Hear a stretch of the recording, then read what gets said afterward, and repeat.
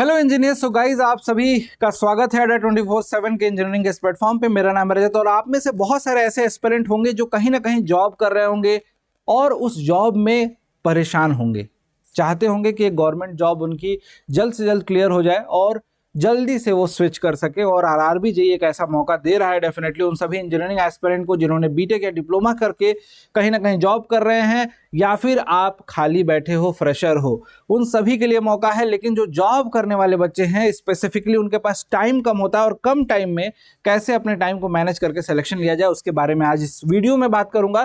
Core चीजें तो देखो समझनी पड़ेंगी हमें कि सिलेबस का फुल कवरेज करना ही करना है जिसमें टेक्निकल नॉन टेक्निकल दोनों ही आता है। कॉन्सेप्ट क्लियरिटी हो जाए, थोड़ी थोड़ी डेली प्रैक्टिस करने लगो और रिवीजन करने लगो तो आपका सिलेक्शन हो जाता है। कैसे करना है ये सारी चीजें मैं एक एक करके बात करूंगा और सारे के सारे पॉइंट्स भी डिस्कस करूंगा। कैसे सब्जेक्ट्स को टारगेट करना है, कैसे मॉक टेस्ट प्लान करना है, वो सारी चीजें हम डिस्कस करेंगे एक एक करके। देखो मैं मान के चल रहा हूं कि जो लोग जॉब कर रहे होंगे उनके पास 9 बजे से लेके 5 बजे तक का टाइम बिल्कुल इंटैक्ट है। किसी के पास 10 से 6 का होगा, किसी के पास 9 से 5 का। उस टाइम ड्यूरेशन में आप बहुत ज्यादा एफर्ट नहीं लगा सकते हैं, लेकिन उसमें भी क्या कर सकते हो उसके बारे में भी मैं बताऊंगा।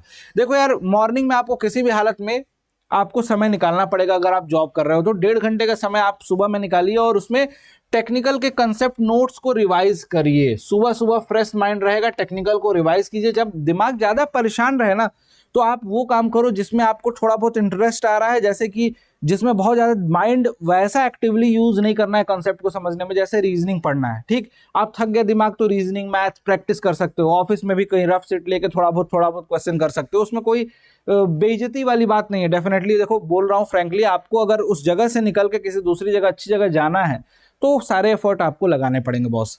ठीक है, उसके बाद 7:30 से 8:30 का टाइम जो है डेफिनेटली ब्रेकफास्ट और आपको ट्रेवल करने के लिए रेडी होना पड़ेगा। और 9 से 5 का टाइम जो है पूरा का पूरा मैं रख रहा हूं कि आपके पास जॉब का टाइम है, इसमें आप कुछ नहीं कर सकते हो। इफेक्टिवली 1.5 घंटे तो आप लोग निकाल सकते हो मॉर्निंग में टेक्निकल सब्जेक्ट्स के लिए। और सब्जेक्ट्स पढ़ना मुझसे है और उसके बाद रिवीजन करना है मॉर्निंग में। और चाहे आपको मन करे तो लेक्चर्स को देख लो, लेक्चर्स भी 1.5 घंटे में देखोगे तो काफी पोर्शन आपका कवर होगा। ठीक, काफी पोर्शन कवर होगा। रिकॉर्डेड वीडियो अवेलेबल होंगी, वो सारी वीडियोस को एक एक करके देखना, क्रिस्प रहेंगी। मिनिमम टाइम में आपका मैक्सिमम कंसेप्ट का गेन होगा, मैक्सिमम यूटिलाइजेशन होगा। ठीक है, 6 बजे से आप मान के चलो कि 1 घंटे डिनर वगैरह, 7 बजे तक 2 घंटा ले लिया, 5 से 7 आने के बाद समय लगा, आपने डिनर ब्रेकफास्ट रेस्ट कर लिया, सब कुछ कर लिया आपने। सुबह में ब्रेकफास्ट भी कर लिया, डिनर भी हो गया आपका, सब कुछ हो गया। अब आराम से रिलैक्स्ड हो, 7 बजे आप रिलैक्स्ड हो, पढ़ने के लिए तैयार हो गए। यहाँ पे जो जॉब ड्यूरेशन था उसमें मैंने बोला है कि बीच बीच में छोटे छोटे रिवीजन कार्ड्स। कैसे रिवीजन कार्ड्स? फोन में फोटोग्राफ्स ले लो, जो पढ़ाया है, जो नोट्स बनाया उसके फोटो खींच लो। समय समय पे बीच बीच में जब भी टाइम मिले तो उनको देख लो। उससे क्या होगा कि आपने एक तरह से तो काम किया कहीं जाके, लेकिन आपका दिमाग थोड़ी थोड़ी चीजों को ग्रैब किया, जिससे कि आपका 1 से 1.5 घंटा बचेगा। ये टाइम ड्यूरेशन बहुत अच्छा खासा होता है और हर ऑफिस में आपको कहीं ना कहीं बीच बीच में 10 मिनट, 15 मिनट, 20 मिनट मैनेज करने को मिल जाता है और उस टाइम को मैनेज करके आप ये काम करो। उसके बाद शाम का 2 घंटे जो होगा उसमें डेफिनेटली क्वेश्चन प्रैक्टिस करना पड़ेगा, जिसमें न्यूमेरिकल प्रैक्टिस यानी कि मैथ्स वगैरह जो है, रीजनिंग, नॉन टेक सीबीटी 1 वाला पार्ट है उसको देखना पड़ेगा। सीबीटी 1 क्योंकि पहले क्लियर करना है तो इसको आपको देखना पड़ेगा, इसमें आपको प्रैक्टिस करनी पड़ेगी। और उसके बाद रात में फिर आधे घंटे आपका क्या करना है, जीए, रीजनिंग, मैथ्स और अल्टरनेट डे पे चेंज करते रहो। किसी दिन आपने रीजनिंग कर ली तो किसी दिन मैथ्स कर लिया, किसी दिन जीए कर लिया। अब इस तरीके से आपको शेड्यूल में मेंटेन करना होगा। लगभग लगभग आपको क्या करना है, 4 घंटे डेली बेसिस पे निकालना है। अगर 4 आवर तुमने निकाल लिया डेली बेसिस पे, 4 घंटा डेली बेसिस पे निकाल लिया, और सैटरडे संडे हो सकता है आप में से कुछ लोगों की संडे को छुट्टी होती होगी और कुछ लोगों की सैटरडे संडे दोनों दिन होती होगी, तो गाइस सैटरडे संडे अगर 2 दिन मिल रहा है ना तो उस दिन आपको 7-7, 8-8 घंटे कम से कम निकालना पड़ेगा। उस दिन आपको मॉक टेस्ट देना है, एक मॉक टेस्ट देना है फुल, यानी कि लगभग लगभग नॉन टेक्निकल के लिए 100 क्वेश्चन आपको प्रैक्टिस करनी है। मॉक टेस्ट देना है, साथ साथ में क्वेश्चन प्रैक्टिस करनी है, कॉन्सेप्ट जो जो बैकलॉग लगा हुआ है पूरे वीक में उसको खत्म करना है। ये काम आपको करना पड़ेगा और बहुत आराम से पढ़ते हुए, अगर आप सोचो कि ऐसा केवल 3 महीने कर लेते हो, 3 मंथ एग्जामिनेशन देखो 3 महीने में हो जाएंगे, 3 महीने कर लेते हो तो 3 महीने में आपका सिलेक्शन हो जाता है बेटा। और आपके अंदर मोटिवेशन आ जाएगा। जैसे ही सीबीटी 1 निकलेगा, सीबीटी 2 में भी आपको 2.5-3 महीना मिल जाएगा, तो उसके लिए आपके अंदर एनर्जी आ जाएगी। खुद ब खुद कर ले जाओगे। यहाँ पे आपका फोकस CBT 1 पे रहना चाहिए, CBT 2 के लिए थोड़ा थोड़ा आपको पढ़ते रहना साथ साथ में। तो गाइज ये काम आपको करना पड़ेगा, तभी आपका सिलेक्शन होगा। अगर आप सिलेक्शन लेना चाहते हो, आपके लिए बैचेज अवेलेबल हैं। शताब्दी बैच सभी ब्रांचेस के लिए है, जैसे civil, mechanical, electrical, EC, CS सभी ब्रांचेस के लिए अवेलेबल है। CBT 1 और CBT 2 दोनों की क्लासेज इसमें मिल जाती हैं, ठीक है। और लक्ष्य बैच है जो केवल CBT 1 के लिए, ये वाला लक्ष्य बैच जो है इसके अंदर इंक्लूडेड है, क्योंकि CBT 1 प्लस CBT 2 लिखा है, ये केवल CBT 2, और प्राइस में बहुत ज्यादा डिफरेंस नहीं होगा गाइज, और 2000 से कम की प्राइस में सारे बैचेस मिल जाते हैं अड्डा 24/7 एप्लीकेशन पे।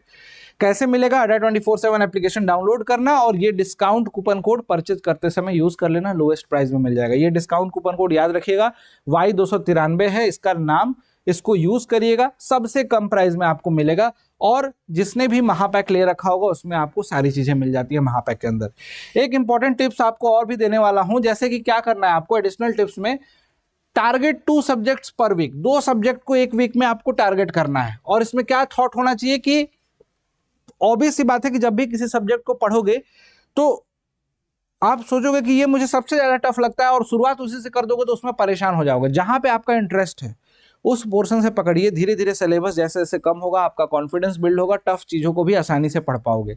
तो आसान सब्जेक्ट से स्टार्ट करना है, फॉर्मूला नोटबुक जरूर बनाना है, क्योंकि एग्जामिनेशन जब करीब होंगे तो यही आपका साथ देने वाला है दोस्त, ठीक है। और फुल मॉक टेस्ट जैसा मैंने बताया कि हर हफ्ते देना है, वीकली एनालाइज करना है खुद को, छोटे छोटे यूट्यूब पे सेशंस वगैरह जो होते हैं स्मार्ट सेशंस, उनको देखना है, कॉन्सेप्ट सीखना है, प्रीवियस ईयर क्वेश्चन प्रैक्टिस करना है, और 50-50 रूल्स फॉलो करना है। 50-50 रूल्स क्या कहता है कि 50% टाइम आप टेक्निकल पार्ट को, 50% टाइम और नॉन टेक्निकल पार्ट को अभी फिलहाल देंगे जब तक CBT 1 नहीं हो रहा है।